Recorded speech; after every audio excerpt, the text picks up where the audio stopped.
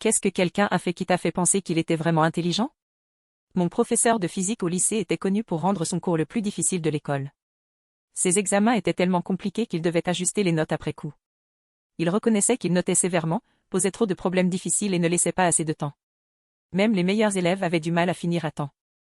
Il disait souvent qu'obtenir un B+ signifiait que vous aviez maîtrisé le sujet, et qu'obtenir un A+ voulait dire que vous étiez fait pour la physique théorique. Mon meilleur ami, en revanche, était un élève intelligent mais peu soucieux des notes. Il excellait dans les concours de mathématiques et les tests standardisés, mais rendait rarement ses devoirs à temps. Nous savions tous qu'il était intelligent, mais personne ne pensait qu'il était brillant jusqu'à un certain jour. Le jour d'un examen, mon ami a paniqué. Pas parce qu'il n'avait pas révisé, mais parce qu'il avait oublié sa calculatrice. Ces examens étaient impossibles à réussir sans calculatrice, et notre professeur donnait une retenue de 30 minutes à ceux qui l'oubliaient.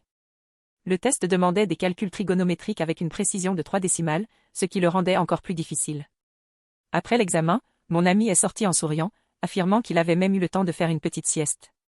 Tout le monde doutait jusqu'à ce que nous voyions son score.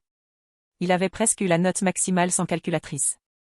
Il avait trouvé un moyen d'estimer mentalement les valeurs de sinus et de cosinus dans les 10 à 15 premières minutes. Le reste de l'examen lui est alors paru facile.